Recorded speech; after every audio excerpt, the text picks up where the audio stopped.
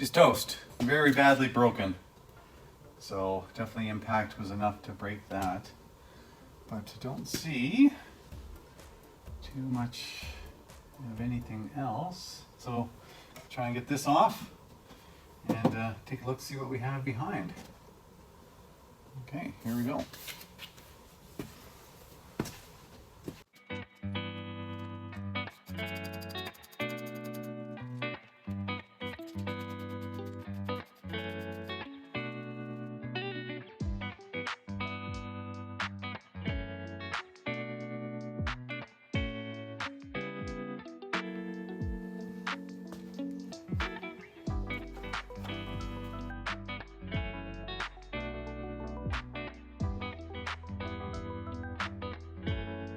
So I've decided to do a little bit of a cheat, just to make sure I know where everything comes off.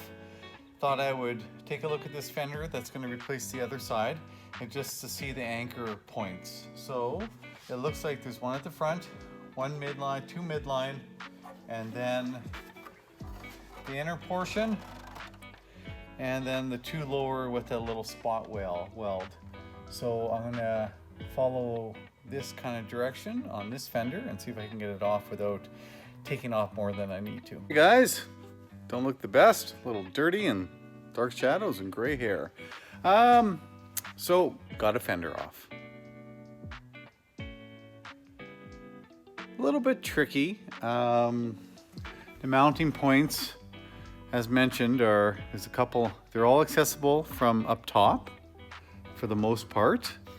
And then I didn't have to take this off, but then the two lower bolts that are behind the rocker panel. Now the two bolts, and then you just grind a little bit of weld off, and that fender basically comes right off.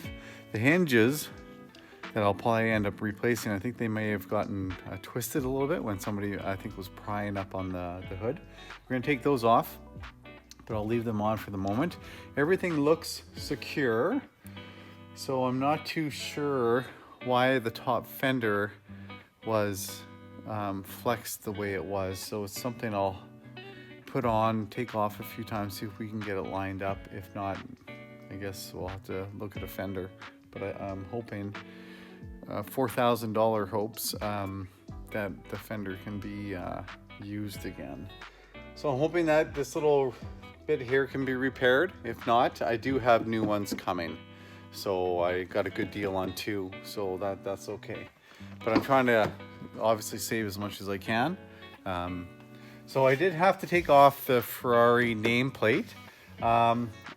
What I did, I just got a little bit of heat applied to it, heat gun, and that glue came off. It just peeled off really easy. So I was trying to pry it. Got it quite a bit done just by kind of slowly wiggling and getting a plastic pry tool underneath. But once I did the heat gun, butter came off super easy.